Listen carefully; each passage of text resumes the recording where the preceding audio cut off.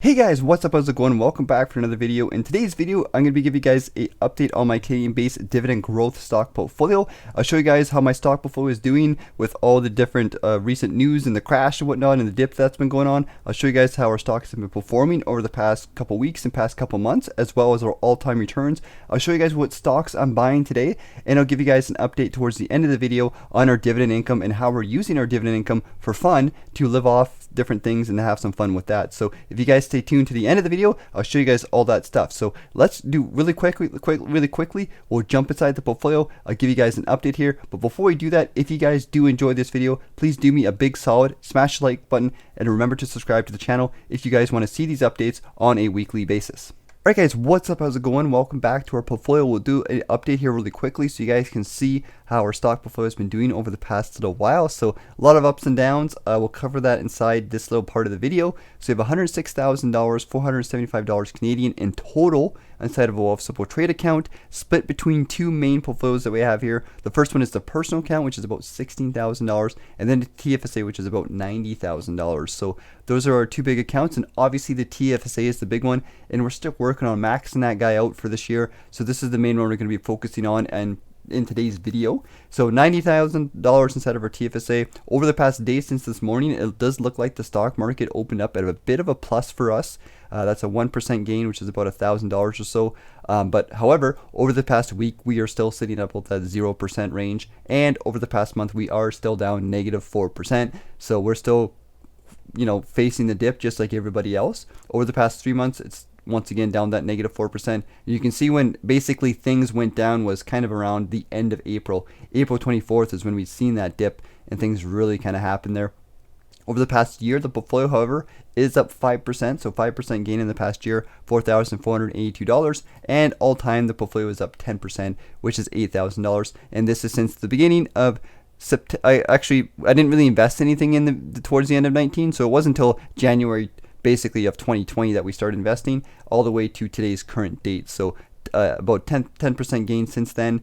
And in today's video, we're going to be focusing on buying some good quality stocks. Now, I'm always about good quality stocks inside my videos, and I like to focus on that. We have about $100 or so to trade inside of our TFSA. So one of the big things I like to do, and I like to keep things simple, and I always recommend people do the same, buy good quality stocks, and you really don't have to worry about what you buy on a regular basis. You just buy the same stocks you have because you can buy them when they're up, you can buy them when they're down. It doesn't matter. You hold for the long term, and they will do well. That's the passive easy investing, right? That's the whole point. However, during dips, if you guys want to take the time, you can look at stocks that have dipped down, or you can buy stocks that are, you think are going to rise or do really good. So there's a couple different options there. I will sometimes look for stocks that are dipped if I can and pick them up. But like I said, a lot of the time I just do buy things that I enjoy, and I buy good quality stocks. And we focus on the two big ETFs here. Now the cool thing is I've been buying a lot of VFE lately, which is the S&P 500, because it has dipped so much. So this is a good fund to buy. I would recommend it. I have bought a lot over the past couple weeks,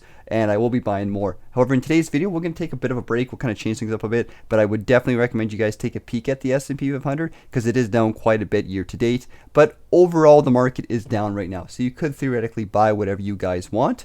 But today we're going to be focusing on two stocks. The first one is going to be HYLD. As you guys know, I'm looking on building up the passive income inside the fund. So HYLD is going to be the first one. I have about $100 to buy today. So we'll go inside the TFSA here.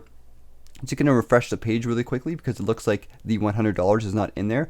I just did a quick little transfer there. There it is. So HYLD, since it first started, is down 10%, but we're not focused on growth inside this fund. It is a dividend covered call fund, so it's focused on that high yield. And right now, I think the yield is sitting about 11% or so. So for me, it was a good way for me to add a small holding of a covered call, but really get that passive income up because we do look, in the future, I do intend on working part-time. I do intend on using some of that income here and there.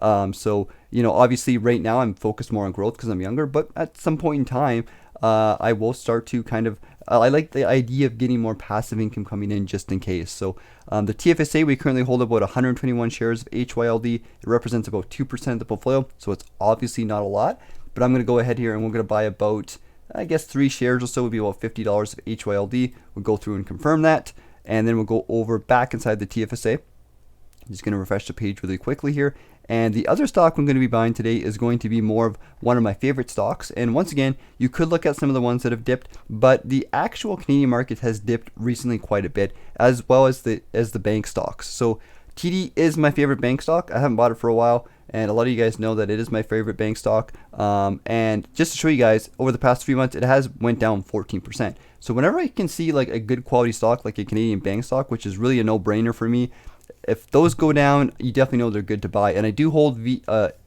and VDY and in some other ETFs. But I love TD. It is my favorite stock, and it has performed well for me. If we go over the TFSA, all things considered, it is up 30%. And the company is amazing because it's got growth. They have dividend growth. They have a decent yield already, and they're just a good quality company. And it's a bank. They're always going to do well, especially the Canadian banks. So we're definitely going to be holding a lot of this inside my portfolio, and I haven't bought it for a while, so I'm going to be buying TD today. It's going to be about $56 Canadian. So we're going to go fractional buy. Because TD stock is about $100, and we'll type in $56 here, so we'll buy about, I guess, 0.6 of a share here. We'll put that in, and that's going to be my stock buys for today's video. And the other thing I'll focus on really quickly, and I'll give you guys an update on here, is going to be my overall portfolio income, and I'll show you guys my pie, my diversification, so you guys can see kind of, I'll give you guys an idea of what I'm trying to do with my portfolio here. So we have $105,000 we're using Track My Dividends to get an overview of our portfolio for some little things here. So our portfolio yield in total is 2.57%. This isn't 100% accurate. There are a little bit of differences here, and sometimes Track Your Dividends is a little bit delayed. So just kind of keep that in mind, but it's around that 2.5% range. Yield of cost 2.65%. Annual income is $2,706 at the time of doing this video. So that's about, I don't know, $200-ish per month. And I have been kind of getting around that $200 to $300 or so, give or take. So that's pretty accurate, I would say. And the other things we're going to look at is going to be the upcoming dividends here. So let's click on upcoming dividends, and we can see at some of the dividends that are coming up over the next little while. Now, May was kind of a bit of a smaller month, and I will show you guys my monthly income towards the end of the video. But we can see that June is going to be a big month. May, here's some different payments. June, we have a bunch of payments coming in, $337 estimate. So as you guys can see, these are basically companies that send me paychecks every single month. I get a couple bucks here, and it ends up being a lot of money. So I don't have to do anything with this money. I just invest it, and that's why I like passive income investing, as well as just investing in general, because you just get paid on a regular basis to essentially not do a heck of a lot. And it helps so much in today's world, especially in today's world. So definitely take advantage of this stuff if you guys aren't, and just adjust it towards your own personal needs and whatnot. But getting these payments on a regular basis is super cool, and I'm a huge fan of that. When it comes to diversification side of my portfolio, we're scrolled down here so you guys can see some things here. We have total holdings of 13 holdings. Our largest holding is the S&P 500, 49%. My goal is to get the S&P 500 to about 60% across all my portfolios. We have VDY, which is our Vanguard fund for Canadian stocks, around 30%. I want to get my Canadian stocks to be about 30% of the portfolio as a whole. So VDY is a little bit high right now, but we will probably get that around 20%. And then the other 10% we will hold in individual Canadian stocks, probably inside the personal account. So it'll be about that 30% range, 20% VDY, then 10% individual Canadian stocks. And then I do want to have some income ETFs like HYLD here, which is currently 2.6%. I want to bring that up to like 10% to start. And then I want to see how that looks. I want to see how the passive income feels. And I'll decide from there if I want more passive income, I'll add a little bit more covered calls in there. And if I want more growth, I'll focus on growth. But as you guys can see, we are still focused on growth-based investing. I'm still young. I'm not using my dividend income yet, technically, but I do want to have some fun with things and stuff like that. And and I do want to benefit from this stuff as time goes on. So just a quick little update on the portfolio pie and kind of what my intentions are with my investing portfolio. If we hop on back over to Wealth Simple Trade, we can see some of the recent dividend payments. So in May, we did get a dividend of TD, gave us 2 dividends in May, at the beginning of May, about $50. So that was a nice dividend.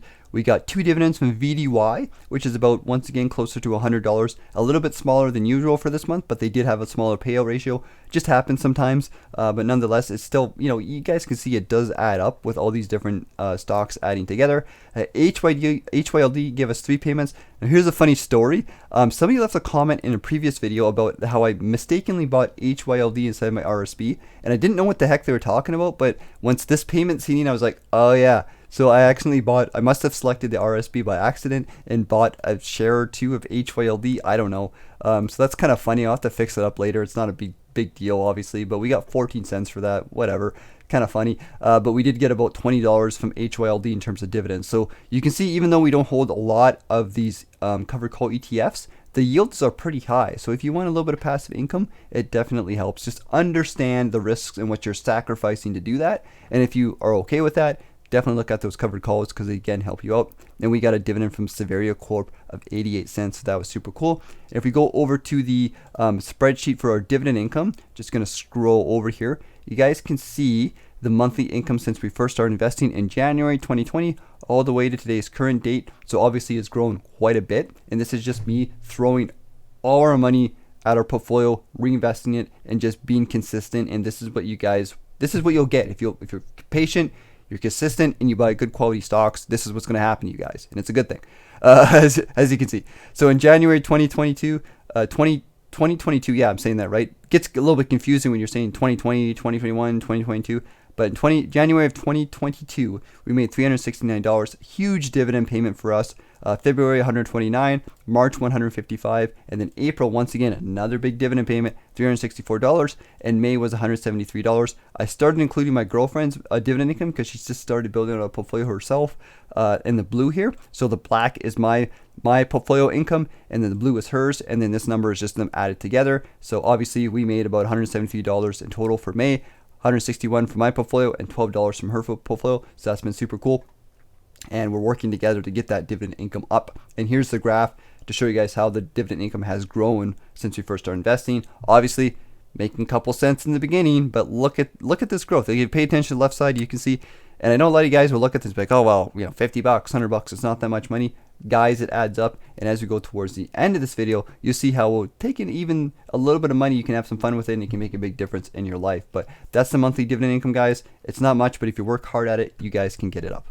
So if you guys have been watching this channel for a little while now, you know that me and my girlfriend are having some fun, and we're trying to be frugal. And one of the big things we've been trying to do is show you guys the value of investing over time. And you don't need to have like a lot of money or be rich to really get the value of it. And you don't have to be putting in large amounts of money into the market. Now, obviously, the more money you put in, the faster your income will grow. And we've been pretty aggressive in the sense that I've been throwing every single penny I have basically at the market over the past 2.5 years. You've seen how much this has grown and how this has benefited me, and that's how the dividend income has been growing. But even after a couple months or 6 months or a year or so of investing, your income will start to grow. And obviously you can control how much yield you have, you can control the type of portfolio you want, and it's up to you to decide what kind of portfolio you want to have that works best for you. But one of the things we've been trying to kind of do is use some of that money, kind of just play around with it and have some fun.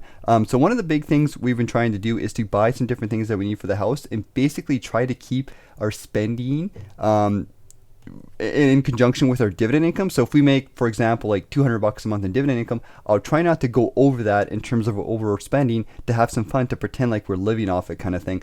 And this kind of it works in a lot of different ways, because it lets us see the value of money, and it also lets us kind of appreciate the simple things. So this week we didn't get too much, but there is a few things to cover here. So we needed new towels. A lot of our older towels we just had for a long time, and it's nice to have new towels. So we bought some new towels. We picked up new towels from the store. I think they're about $8 or $9 each. Towels definitely are not cheap, especially if you want good quality ones. So we went for kind of in the middle. We didn't want to go get dollar store towels, but we did get some decent ones. They're kind of in the middle. However, maybe you could get good quality towels at the dollar store. I don't know. I'd never been there. I never shopped for them there. So maybe one of you guys could let me know in the comment section where you could get cheap towels. But anyways, we bought that. We also got a strainer for the kitchen. We had an unfortunate accident a couple weeks ago, or about a month ago, where I kind of melted the strainer. And this isn't the first time something like this has happened. It wasn't serious or anything like that. We were both home, and I always make sure to pay attention when I'm cooking things. But basically what happened is an element was left on, like on the stove when it wasn't supposed to be, and we had this plastic strainer, and it kind of basically melted. So had to get a new one. So I got a steel. I wanted to get a new stainless steel one anyway, since the plastic ones are kind of, they're not the greatest, obviously, for many reasons. So we got a strainer. I think the strainer, my girlfriend bought it. It was about $10, and it came with a pack of 3. But I really only used the big one, because the other ones were just little ones and they're not really useful. So we got that. And the other thing we did was we ended up going on using some of our recreational budget as well. So if you guys don't know, we did make a recreational budget for ourselves. And once again, this is another test to see if we can appreciate simple things if we can kind of manage our money, and even just using a little bit of money, like $100 a month, to kind of do some fun things, or to kind of, you know, just make your life easier, you know. And it's a good example of this. So one of the things we did was we originally had a recreational budget of $50 per month, but I realized that's pretty low, especially for two people. So we kind of expanded that to $100, so $50 each. And one of the big things we were trying to do was what can we do for $100 a month, you know. So theoretically, let's say you're just investing just to make a little bit of a passive income, and you're able to make $100 a month. What could you do for fun? So we covered a video previously when we went to a place and we got Jamaican jerk chicken. It was pretty cheap, and we split it two ways, and that costed about $27. And the other day, we were going to go to a different place, you know, another cheap place, but we actually got some coupons in the mail for McDonald's. So we got some nice little coupons here, and we looked at the prices, and we're like, you know what, I haven't been to McDonald's for like 5 or 6 years or something like that. Mostly because the food isn't the greatest, and I'm kind of switched more to a healthier diet, and the food is just a little bit expensive, especially if you don't have coupons. But we got these coupons, and you're like, you know what, screw it, let's do it. So for $8 or $9, I think the coupon said here, as you guys can see on the screen here, it costed us we could get 2 breakfasts at McDonald's. So anyways, we went to McDonald's. Here's some pictures for you guys to see. The pictures are not the best because they're taken with my crappy phone, and the lighting was really bad. So I know the pictures aren't the best, but you guys can see we went to McDonald's. I got a coffee, a egg McMuffin, or a sausage egg McMuffin, and we got some fries. And the thing is, like, the food is exactly what I remember. It tastes like McDonald's, you know, and the lady did screw up her order a little bit, which is also common at McDonald's, but nonetheless, it was okay. It's not definitely a place I would go all the time, but you know, for a coupon, you know, it cost us $11 in totals. Because once again, my girlfriend did get an iced coffee, and I think the fries were extra or something. I don't know. There's some communication issues when we ordered it, so I just was like, whatever. It's $11. We paid for it, so it was about $5 or $6 each. And without the coupon, it was going to cost us $16 to eat at McDonald's. So it's kind of a little bit, especially for what it is. You know, you could make that at home for like, I don't know, like $2 or $3 maybe. Like, so obviously eating out, I could see how eating out, especially in today's world, if you're not careful, could definitely add up to be a lot of money. So you got to be careful with that stuff. But with a coupon, you know, it's not too bad. So we added that to our sheet, as you guys can see, and we still have lots of room left. It's about halfway through the month, and we still have a couple other things to do. So we got to actually find some things to spend some money doing. So it's kind of funny, right? But doing some of these cheaper things and just having some fun and doing things once a month is actually really fun. And every single week I look forward to be like, okay, what are we gonna do this week? Are we gonna go to a new place? Are we going to, you know, go see a movie? Are we going to go to a new coffee shop? Are we going to go to a restaurant or try something new? It's actually really exciting when you limit yourself and you only do it once in a while. So just wanted to give you guys a quick little update on that. I'm kind of rambling here, and I know this video is going a little bit long, and I'm going a little bit off topic, so I just wanted to end it up here really quickly. But anyways, guys, if you guys enjoyed the video, let me know what you guys think in the comments. Once again, like the video if you guys enjoyed it. I'll see you guys later. Take care, and bye-bye.